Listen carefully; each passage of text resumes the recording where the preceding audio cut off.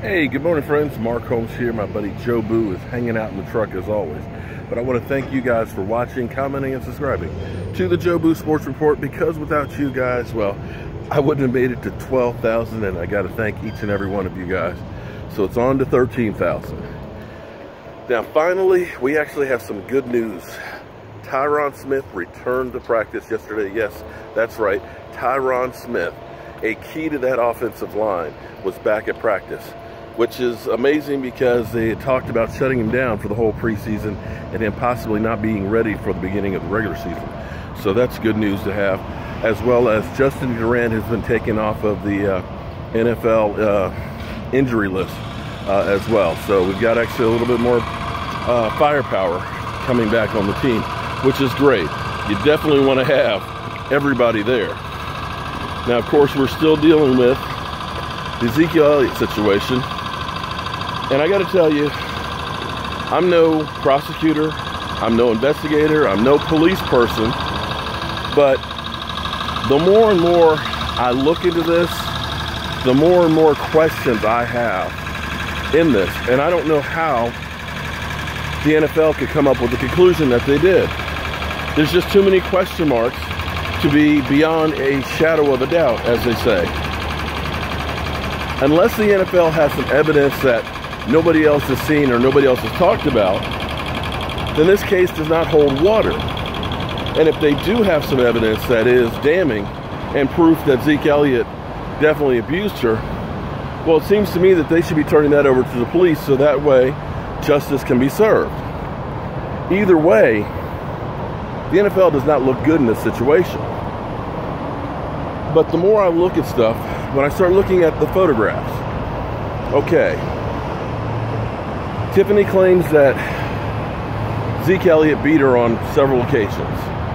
But if you start looking at the photographs, notice the one of her hand where her knuckles are bruised. Now maybe she was knocked down and she used her fist to catch herself. I don't know, but generally speaking, when you fall down, you're using the palms of your hands. So if Zeke beat her, her knuckles are bruised, then what did she hit? You can't hit somebody in the stomach or soft tissue and get bruises like that on your knuckles. That had to be something that was hard. You know, like you hit a wall or you hit somebody in the jaw or something like that. Something that's going to be physically bruising to it. Hitting the arm or hitting the shoulder, hitting the stomach isn't going to give you that kind of bruising. So how do you get bruising like that on your knuckles? Then you start hearing or seeing the text messages that went back and forth, or excuse me, text messages that came one direction. After he filed a harassment suit against her, 50+ calls starting at 2 a.m. in the morning. I can't verify this one, but I'm hearing that she hacked into his phone, got phone numbers of people, and sent voice messages saying that he did this, that, and the other.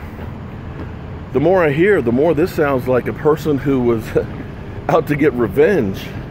A person who was a jilted lover and was pissed off and was definitely trying to ruin him. So that's what I come from the conclusions of what I've heard.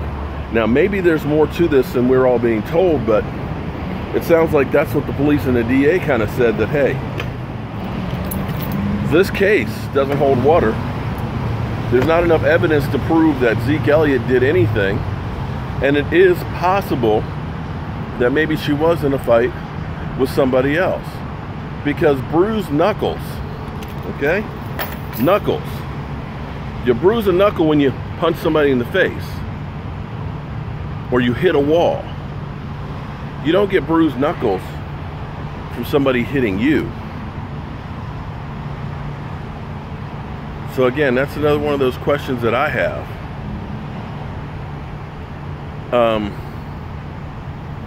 But I still believe that the NFL has their out on this. And I believe that it's not going to be a 6-game suspension when it's all said and done. I believe that since Roger Goodell wasn't part of the initial hearing with Zeke Elliott or the decision and stuff on this, that'll give him an opportunity in the NFL to kind of say, we're going to reevaluate the situation.